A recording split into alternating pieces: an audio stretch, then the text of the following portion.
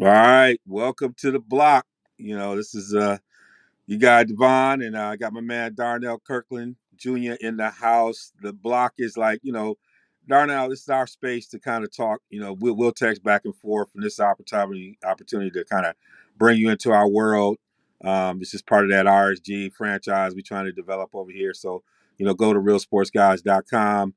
Catch all our other stuff. You can catch one mic where you'll see myself, Darnell, and Hammer. And we are working on Hank to get him back in to bring the foursome back in the game, but you can get that. We also have some things going on with Hustle and Flow. Sekou's got his list out. A lot of good stuff going on with that as well. And we want you to get connected with that work. But tonight we on the block, and part of how we do this, we just try to, it's like if you ever been on that corner of the block, stuff just comes up. We just talk about the block, and then when it's time to go home from dinner, we go home for dinner. That's kind of how it go. If you ever seen somebody hang out in the corner, everybody get that little, hey, I see you on the other side, and we move out. So that's what we're gonna do it. So Darnell, my man, how you doing, man? What's been on your mind? I'm good. Um, I'm good as always, but Yeah. let's get right to it. Let's waste no time here. We got Francis Ngannou and Cyril Gain coming up this week, man. Cyril Gain, he's a guy. He looks almost exactly like Anthony Joshua, and he can fight a little bit like John Jones. Like that's a crazy combination. And this dude, he's just smooth with it. He has a very diverse game. Like he can fight standing up. He can fight on the ground. He is a true mixed martial artist.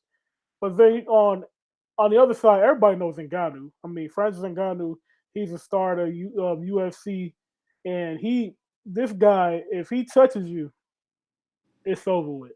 Like he's one of those guys that they say don't blink because you might miss it, That's and right. it's true with Francis Ngannou, and so it's gonna be a sight to see. This is a pay per view that I will pay for. I know Al, I know Uncle Al over there at PBC is trying to he's trying to get us to pay $75 to watch Keith Thurman fight 140 pounder. I'm like, come on now. Don't play with me, man. I'll spend my money on the UFC watching Ngannou and Cyril Game. What are your thoughts about this fight?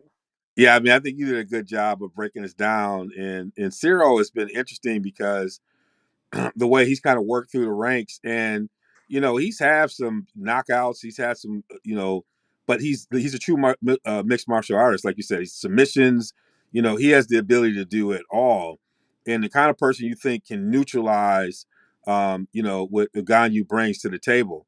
The thing that Ngannou's been doing better is, defending the takedown when he gets down, being able to get back up.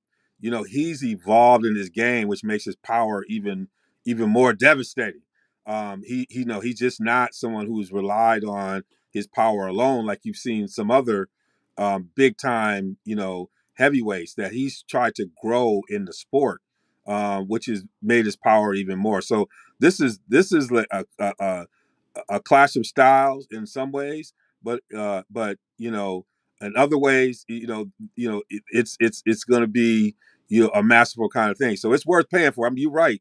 I like Keith one time, sometimes, win time, Thurman, and everything, and then future date I might want to see him, but these folks on the boxing side have been some highway robbery. I know you and I've been like, they asking that much for that fight. It's like everybody thinks they can get away with pay per view. Nah, I'm doing this UFC thing this week. I'm with you on this one, young, and I ain't even messing around. I'll hear about the other fight later on. I'll get the ESPN Sports Center highlights on that one. Right. And speaking of fights coming up on Saturday, Gary Russell, Mr. Gary Russell, he is fighting this Saturday's fight Mark Magsayo. If you haven't seen this guy, this dude is a huge featherweight. I saw his picture of Mark Magsayo standing next to Sean Porter one time, and he looked like in this picture that he was bigger than Sean Porter.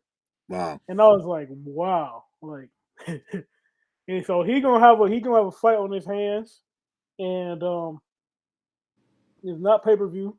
But and so you and I just like, it just I think Gary Russell, like, when's the last time? Like, he usually has gaps between fights, but this one seems like it went. But he fought not that long ago, right? Or no? Was it No, I think last time he fought was in February, last okay? February. So he's been fighting like almost pretty much once a year for the last 7 8 years, something like that. But he been trying to fight the big fights, but guys haven't been trying to fight him, so he just waits and waits around and fights is mandatory.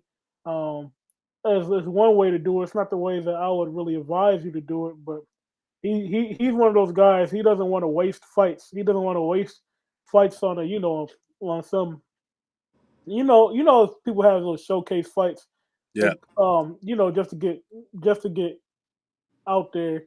Gary Russell really doesn't do that, so that's why there's usually those big gaps. But before this fight, they've been going through a lot. The Russell family's been going through a lot. Um, Gary Russell, the senior, the dad, he's been going through some health issues, health problems. He had to have his foot Mm, amputated, so they've been dealing with that a mm. lot. So that's why you really haven't been hearing a lot from them. So Yeah, he's been because kind of he taking seems care like of his dad. somebody that if he fought more, that that pound for pound, he's got all the skills. You would hear him in those kind of conversations. And but like you said, fights got to be made. He's not going to waste any fights, but it just seems like if you're not out front and in people's face, people forget about you. All this talent that's in the boxing game right now, it's easy for people to forget about you, and it's in the flavor of the month. It just seems like he been that steady cat, but he just don't fight enough for you to get enough of a diet for him. So, I hope he gets his showcase, and the time away doesn't catch up to him in other ways in terms of rust and just rhythm. Because sometimes you get in with a cat like like this, who might have size and everything else, and because you haven't been sharper than that saw, you just might be a little bit here, a little bit short, a little bit here. That's all it takes in a fight like that for somebody to pull a Buster Douglas on you. Yeah, we can see that, but we'll be looking forward to that one as well. Yeah. But big news came out. Well, big news for us, but Shakur Stevenson and Oscar Valdez, they have signed to fight. They're fighting on Woo. April 30th. April 30th, the day of the NFL draft. The day one of the NFL draft. So it's gonna be like a festive moment over there in Vegas. It's gonna be so that's gonna be an interesting one because this is a fight that everybody's been calling for. Bob Arum, he's the guy that loves the well, er, in this era, a lot of pretty much everybody's marinating fights, but Bob Arum is the originator. He's the guy that pretty much coined the phrase marinating fights. And this fight seemed like it's been marinating for 2 or 3 years, probably right around there 2 or 3 years. Back when they was at 126, I mean, Valdez was the champion, and this is when Shakur Stevenson was just building himself up through the ranks when he was first coming up, and he was trying to get he was trying to get his title shot. And when he became the mandatory for Oscar Valdez, the next week Oscar Valdez moved up. He dropped his belt and moved up. And then Shakur Stevenson won the vacant title, and he fought there for a little while. Then he moved up to 130. He on the same track as Oscar Valdez, called him out. You know what I'm saying? And they didn't. They looked like they was going to go a different way. They Mhm. they did the Oscar Valdez versus Berchelt fight, which is it was a fight of the upper Yeah. performance of the year, knockout of the year Yeah. kind of Yeah. performance. But then after the fight, you have the whole thing about Oscar Valdez testing positive, and after that, you know what I'm saying. Well, let's back up a little bit. After the buzz, the initial buzz from the Valdez Berchelt fight, it was like Oscar Valdez is the man, right? Mhm. He got and then they say they want to fight Shakur Stevenson, and then after Shakur Stevenson has one of his best performances against Jamel Herring, he says, "I want to fight Valdez." But then what does Bob Arum say?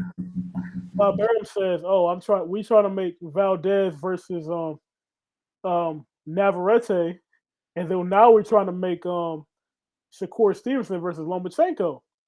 Both those fights are good fights, but come on, now. We know the fight that we want to see, and it's just good to see that they agreed to terms on the fight. I guess it's not official just yet, but it looks like it's going to happen on April 30th in Las Vegas.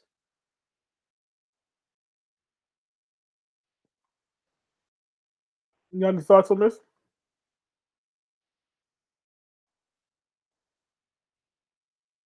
Did you fall out?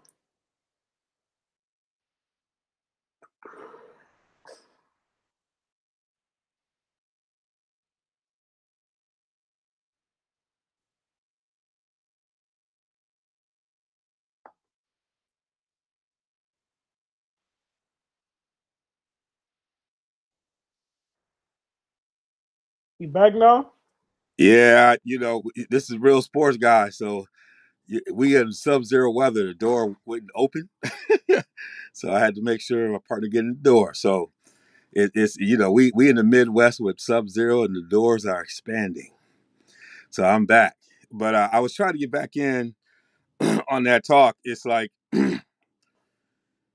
when you had described this to me before, in the way you just described it, it was as if folks was trying to avoid those fights. And then the Burchett fight, I was like, oh, this cat got some game. I'm like, maybe he wasn't trying to, because that knockout was devastating. I remember connecting. I was like, this guy can fight. He's on it.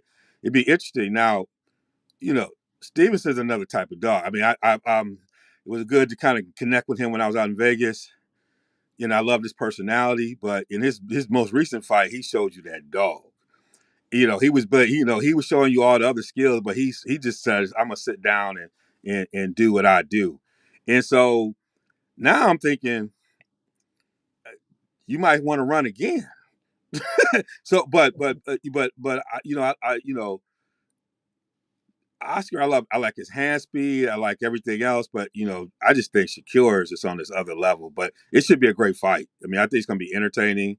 It's one of those things gonna have a lot of build up to it. I think Shakur is finding his voice in terms of really leaning in and not minding. He's gonna be the agitator. And I thought people thought it was before his previous fight. Was he trying to take on this persona that wasn't him? But that when he got in the ring, he brought all that business. He brought all that smoke. He brought all that energy. So this is going to be a good fight. It's interesting they're doing it like on the 30th of April. The one thing I know about Mayweather, boy, he knew how to get them weekends right. And to maximize that crowd. And Oh, so, Bob but you Arum might be does right that. with this thing, being in Vegas because it's Mhm. the draft is going to be. Where's the draft going to be? Is it going to be in Vegas? It's going to be where's the draft going to be this year? I thought I don't Huh? know. Isn't it usually in Indianapolis or something like that? No, I They've don't been know moving where it around, NFL draft. and so it would have been interesting if it was in Vegas, right? And they're having a fight there. But that's one thing I can Well, say about Mayweather is like the yeah, selection of weekends.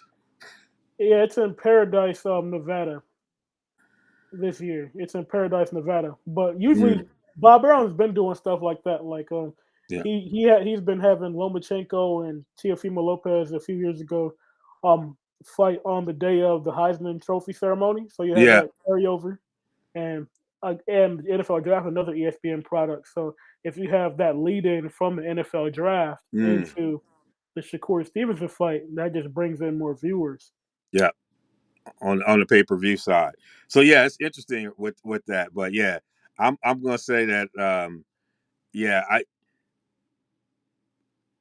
if I was Oscar, it would probably been better to catch Shakur earlier. I don't know about this version. And so, that's the part that I'm interested in. Some timing's everything. And the one thing you don't want to do is have a guy like Shakur grow into his grown self, where he got it all going. Then it could be you could be just a big stepping stone. So that's what I'm a little nervous about with this fight. Is that this previous fight with Shakur just felt like he just answered all those things and just said, "I'm here," and you know, I don't know if this is a version you want. I don't know if you want to be next, but I guess he's gonna be next. We'll see. But yeah, in other news, we had um recently recently Terence Crawford left Top Rank.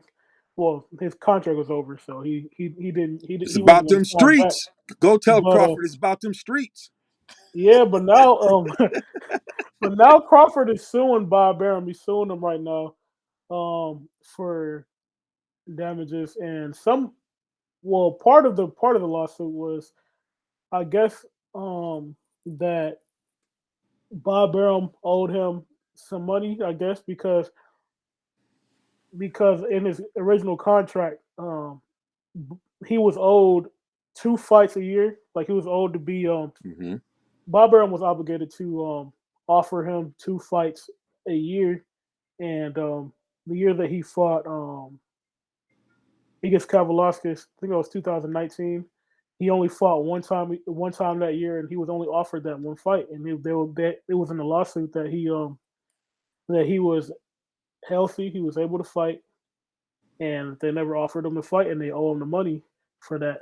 And also, they were saying that um over the years, um Bob Arum has showed racial bias in the way that they've handled his career.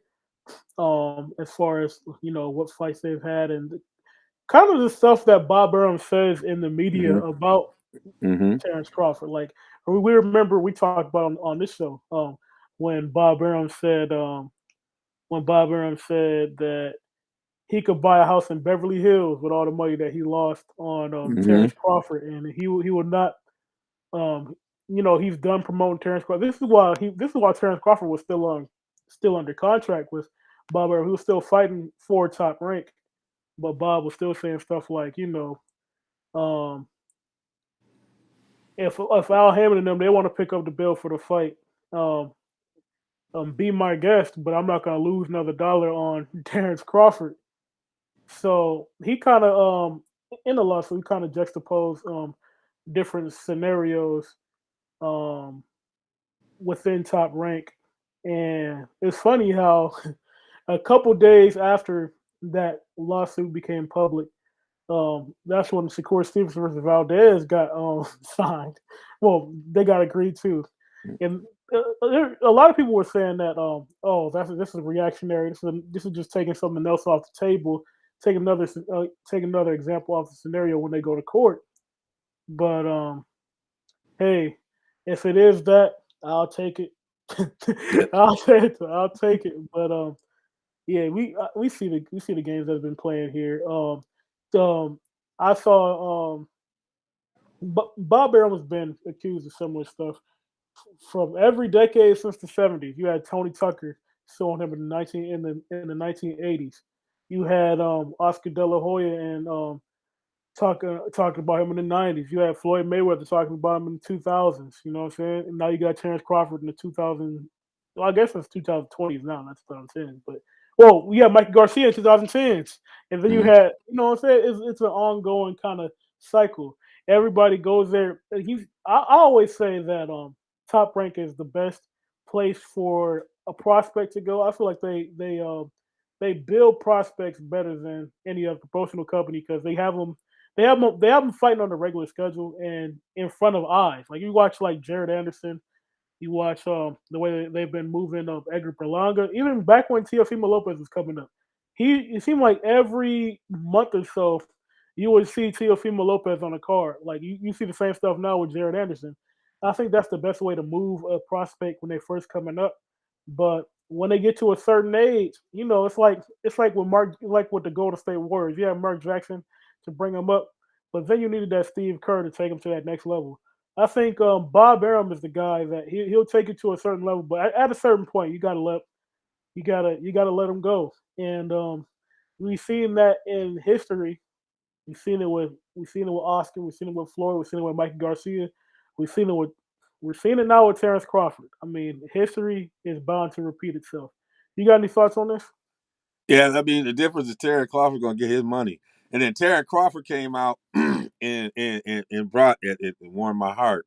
He started to inject some of the diversity, equity, inclusion framework into his suit around bias and everything else in a way that I think pushed some buttons because he was beginning to lay the tracks on how this is a systemic issue with Aram. And and then, like you said, on top of it, he can use Aram's words against it. And one of the things you said that was really interesting to me and I hadn't even thought about because I built the case around the Tyson Fury piece, and you've been tracking this stuff. You like before that he wasn't a big draw, right? Until before they made the big fight, and so even things that the thing that a big fight will do to ignite somebody's pay-per-view career, that some of these other things aren't the ones that really do it, but it's that matchup that then puts you into that superstar realm. And the way that you laid it out, that people don't really think about as it relates to Tyson Fury, that now, he's such a box office draw, but that was built off that matchup, right? That you could. So what I appreciate about it is Crawford's another person that's finding his voice, right? Um, but that's the Midwest in him. He's not gonna leave without taking a shot, especially if you owe me some money, especially if there was, you're supposed to, we have a couple fights and the deal didn't happen the way it happened. You're going to be someone who's going to get your money. If I didn't stand up to my part of the deal, you would ask for money back. So I just appreciate that Crawford's just not walking away like so many had to walk away. He ain't walking away like Dr. Dre with his massive somewhere. He walking away, and I'm still gonna bring some stuff with me. So I appreciate that. I'm looking forward to these fights getting made. I'm looking forward to having him and Spence get into me and make this thing happen here pretty soon while they both young enough.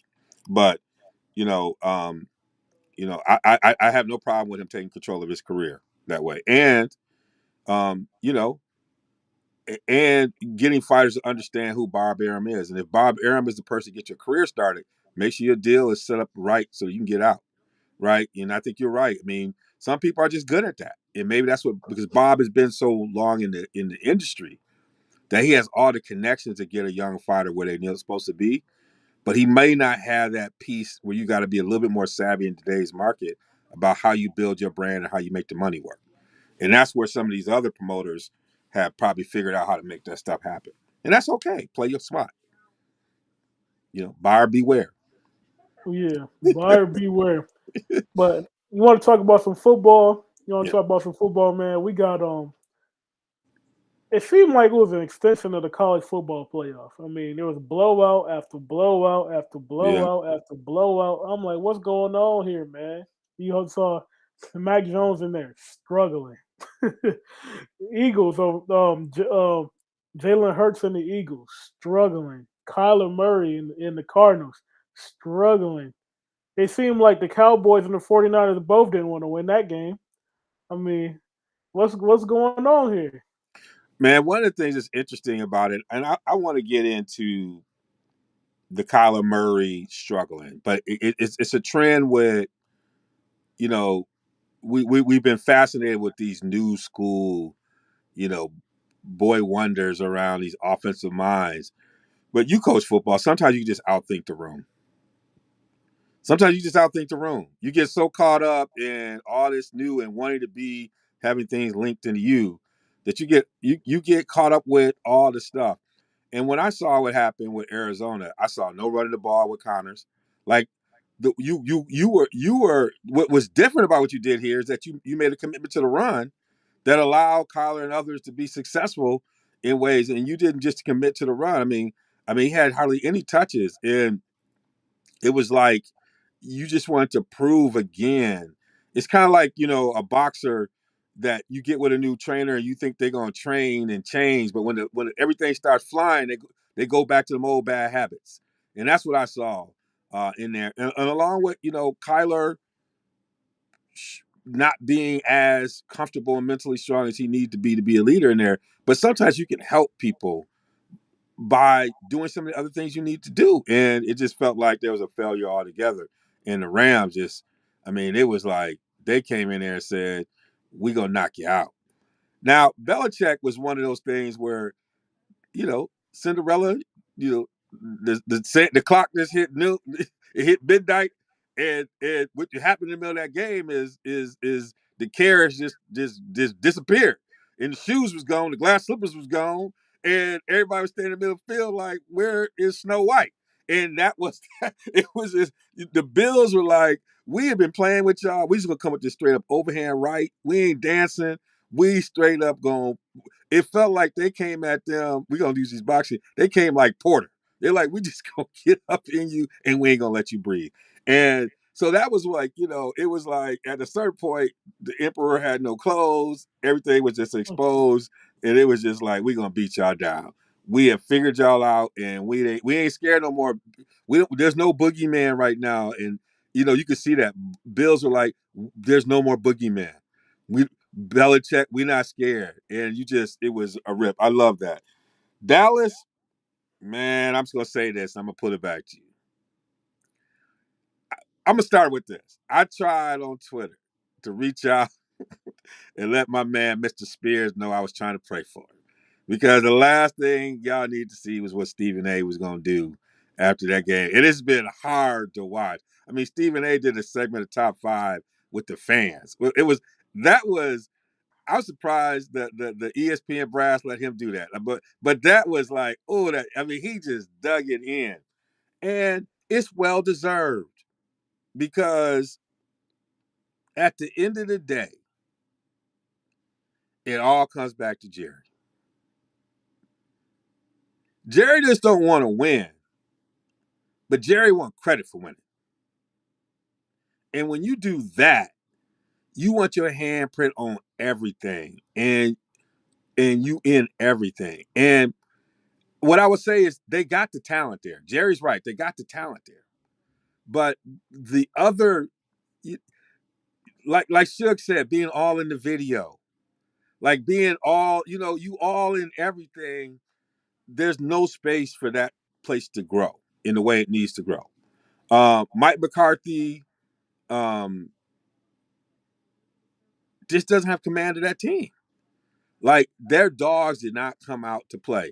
And I knew them 49ers, them junkyard dogs, if you couldn't get in there with them, I mean, when I saw Debo running around that end, I was like, they just gonna punish them. And I mean, I don't even know. I mean, Zeke is in a witness protection program. Again, you got an offensive coordinator that's trying to be too cool for school. He's trying to audition for a new job rather than run the game plan for winning. So the playoffs gave us a lot. But I'm gonna say at the end, the team I'm excited to see where they go. I mean, everybody's talking about Green Bay and they got everything else. Them Rams, boy. Them Rams. Now that they got that running game going the way they got it going, I'm gonna say this. I'm gonna leave it at this and get back to you. I like them Rams. I like them Rams, and it's gonna be interesting to see how this matchup happens this weekend. But I like them Rams. Yeah, but that Cowboys game, it just seems like some teams do a good job at getting their best players to touch the ball as much as possible, especially in these Right. big games.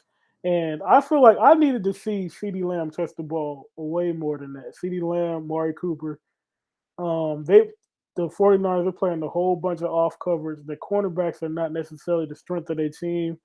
And it seems like you just want to get the ball in their hands, throw some, like, almost like you said with the Packers. They didn't play last week, but you see with Devontae Adams, if a cornerback's playing 8 to 10 yards off of him, they gonna get him the ball. They gonna put the ball in his hands, and it's gonna turn into a glorified little punt return. He can get 7 8 yards here, and then he's gonna keep them chains moving. And That's right. it seemed like there was that kind of aspect was missing with the Cowboys. It's like they could have taken advantage of that a little more, especially with a playmaker as shifty in space as a CD Lamb. But So, yeah, yeah, that, I love what you said, extension of the run. Get it out to him and let him go do something with it. That's something that Shanahan does all the time. His best players, he might not win, but it's not because his best players didn't touch the ball. Now, he tried to give that game away. I told you he's going to give it away. He almost gave it away. Like, this is what I'm saying. Out these young guys, I'm not saying they're all young, out thinking the room. You got a quarterback who was 25 for 25 on quarterback sneaks. Let me say that again. 25 for 25 of quarterback sneaks. Now I play football. I've watched it. I've watched you do it. But in a moment towards the end of the game, and all you got to do is get 1 yard. Why are we doing a shift? Why are we getting cute? Why we take our best lineman and then we moving them over to the like the whole sequence of that made no sense. You've been beating them up all day. Just line up and go forward with a quarterback who is 25 for 25, which tells you, like Tom Brady, he knows how to feel and get him way to it. So, like, they tried to give it away. But what you said, right. But the one thing I will say about them is that they always make sure their best players touch the ball. They might not have all the greatest assets on offense, which I think they do. 49ers got some great assets, but they find multiple ways to get them the ball. You ain't gonna never, they'll hand it off to them. They'll have them throw it. they'll they'll they'll do an extension, like you said, of the mini punt return. Like Shanahan's gonna make sure his best players touch the ball. And I just don't understand. You're right. We got Kellen Moore over there. Why, with the way they were playing, why they couldn't get more touches? And then Dak was just off on some of his throws, bailing on them. So, man, I don't even know what to say about the Cowboys. I mean, I don't even know what to suggest going forward. Yeah, you said that dog didn't come to play, but I know one dog that came to play for the Cowboys. Michael Parsons was all over the Oh field. It yeah, seemed like he was. It seemed like he was everywhere. But man, yeah, they don't have some. They gonna have some stuff to do. They have a lot of young pieces. I think they'll be back next year. But it's gonna see how they continue to work together and see if that coaching staff's still gonna be there or who's the new guy and how they can continue to build it. But I think the Cowboys will be back. But the Rams, like you said, the Rams, that's gonna be a real interesting matchup with the Buccaneers. Um, Buccaneers have a lot of injury issues at the wide receiver position. You can kind of have Jalen Ramsey kind of camp out on Mike Evans. Tom Brady, he's the miracle man. He's the goat. It'll be interesting to see how they can work this and see if they can pull this out. But the Rams going to make it tough on them because I think Jalen Ramsey is going to just erase Mike Evans from the game. And what else do they have to beat him? I know the Rams, their run defense isn't really that good. They have a lot of really good pass rushes, but usually if you run the ball at them, that's their weakness. And I think Leonard Fournette might be playing this week. And if he does, that could be the X factor, and this will be a game to watch for sure. yeah. I think you're gonna see a lot of, um, you know, three tight ends. Was that two tight ends. 21 personnel, right? Three tight ends, and you might see some trapping and getting Leonard Fournette up. Really attacking that defense, and then in those formations, passing out of it. Because they still got some good tight ends. So I think that's the piece. If the Rams can discourage them from running, can let them understand that that's not going to be the deal, then they can have some. Brady knows when he has to just use the clock and cut the possessions. Like that's a cat that's just going to be methodical if he has to be. So you're right. I mean, if they can discourage them early on, that you know, you know, you're going to be in 2nd and 7, and we're okay with that. That's going to be important. If they find a way through being creative and they're getting a lot of that 2nd and 4, and then can still run out of that, right? And kind of put you in that in between zone. Thinking about what you can do and get you. Maybe you're in a dime package or something like that, and we can still run at you. That's where you're gonna have to. So they're gonna have to do like what they were able to do this past week is dictate those down and distances pretty quickly. They were getting them in 2nd and long, 3rd and long. Brady gets you in that 2nd and 4, and will or 3rd and 4, but he'll run out of that, right? And that's where you're gonna see where it's who's gonna be winning and control it. But I like the Rams. I felt like they turned the corner. Um, and again, Cleveland, y'all should be ashamed of yourself. Odell over there clowning. Like I said, when you want to get somebody the ball, you can get them the ball. Stefanski, y'all didn't want to give him the ball. And now he over clowning, got him throwing the ball. Like throwing the ball better than the quarterback you had. Like he dropped a dime on him.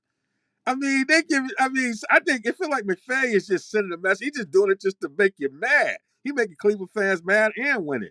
Man. So and Odell's a problem. You get a well organized Odell, it's a problem. So whoo, I'm looking forward to this. This is gonna be a chess match. Yeah, for sure. What other game we have? Well, we have the 49ers versus the Packers. Um, it seems like the Cowboys you think they're a more talented team, but I think the 49ers is if you're the Packers and watching that game, you would rather play the Cowboys than the 49ers. And I think the 49ers are coming on at the right time. They play a physical brand of football. Which Um, travels to Green Bay in the cold yeah, weather. It's a kind of game plan it that works in does. cold weather. Yeah, it really does. And I think the 49ers will have a great shot to make this real interesting. Um, What I love about the 49ers and why you got some root for them, you see how they came out? They came out with the old school boom box and the music. yeah, yeah, Man, they coming out like we said. We got this party going. Like they are just raw. Yeah, you better buckle all them chin straps up. The 49ers hmm coming to town. Yeah, we'll yeah, see how they go. Uh, the Green Bay got something. They're gonna get the ball, but that's gonna be a great game. That's gonna come down to the wire. yeah. But I think at the end of the day, I think the Green Bay will be able to take it because especially because that matchup, like I said earlier, with the 49ers cornerbacks not being the strength of the Yeah. defense. I think they'll be able to get the ball to Devontae Adams early and often, and in key situations, I think he'll be able to Mm, get them through this, and I think they'll really be able to lean on them. yeah. I agree with you. At the end, yeah, I think Green Bay gonna move on. Yep. What other games we got on the slate? Who's Buffalo playing? Is that Kansas City? Oh, that's another good game.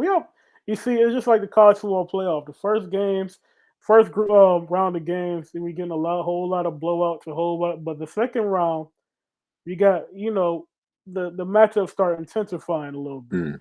Mm, We talked about the Cardinals being a little new school with it, but these teams are the same way, except they're just more seasoned in it. They've kind of figured out the little ticks and stuff to that style and how to make it work. And you have two guys that can throw it all over the yard, and Patrick Mahomes and Josh Allen. Josh Allen was on my fantasy team.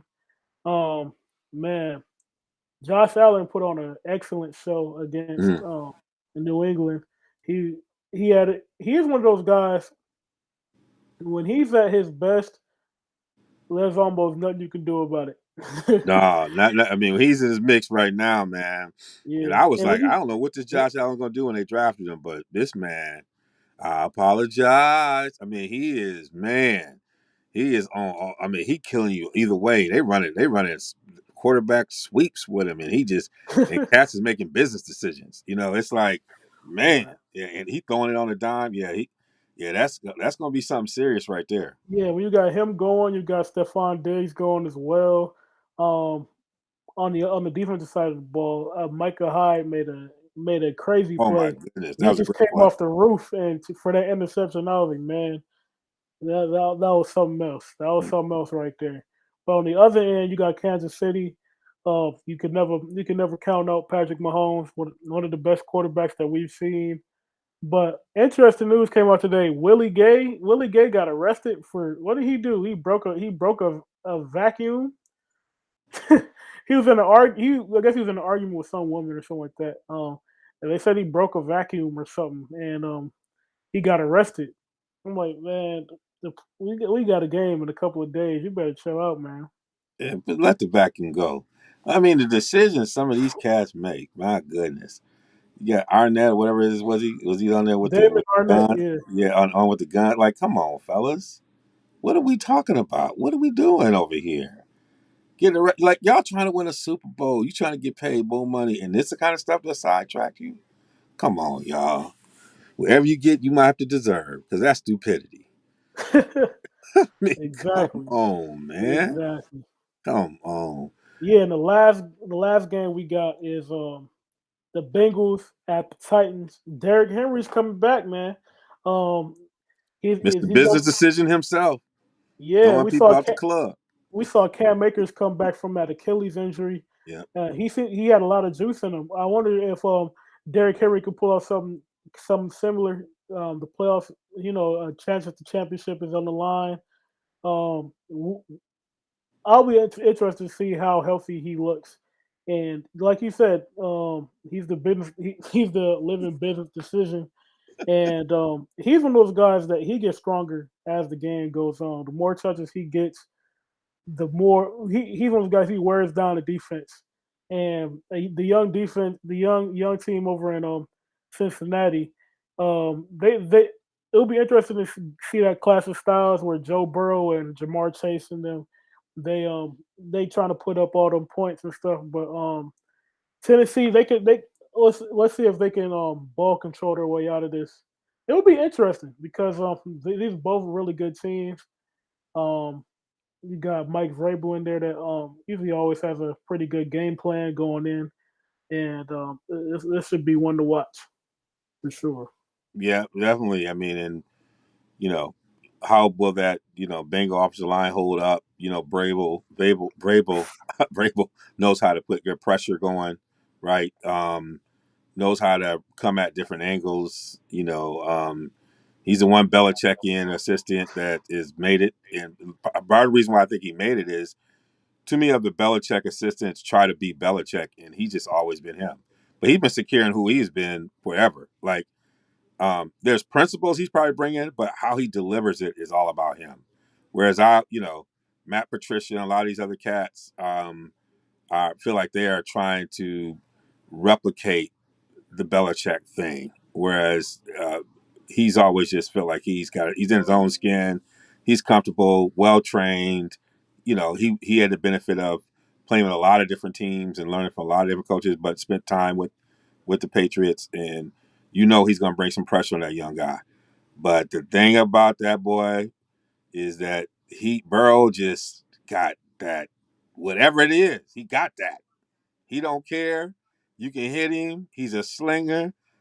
Chases out there. Like, this is going to be interesting because sometimes when you got a cat that just got that and they don't know no better, these young cats just don't know no better. That makes it scary. It's not like they young and you know, and they can't do certain things. They just don't know no better and they talented. So it's gonna be a good clash. I mean, I'm gonna be, woo. It's gonna be good. It's gonna be a good game. Yeah, and he's a guy he gets the ball out quick. He makes Yep. quick decisions and stuff like that, and that'll be very advantageous in this kind of matchup. Mm-hmm. So yeah, like I said, it'll be interesting to watch. The Bengals they don't just have Jamar Chase. Jamar Chase is a very talented player. He was my wide receiver one coming out last year, but they still have T. Higgins. They got Tyler Boyd, um, Joe Mixon running the rock. They have a well rounded offense. The Yep. offensive line still needs a little bit of work, but as far as the skill positions, they have a lot of talent all the way around the board.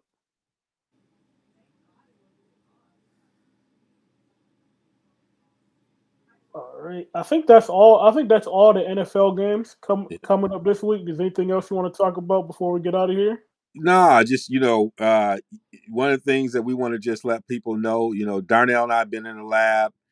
A lot of these NFL cats will have their big boards, and we kind of did a little bit of that. We had a little, but we're rethinking how we're going to think about this draft period. So stay tuned. We'll be dropping it here soon, but we're in the lab, kind of rethinking and tapping into you know the way in which Darnell approaches his work. Maybe contextualized a little bit more, focusing on one team or something like that. So we're in the lab, so we're getting ready. We know that NFL draft is around the corner, and so we're doing that. And then this basketball is heating up on both the college and pro side. So we'll be talking a little about the hoops and other stuff that's happening, and it's going to be fun. So check us out again on realsportsguys.com as well. All our content. We're on all social media platforms under Real Sports Guys. It's been real until we get to the other side. Peace.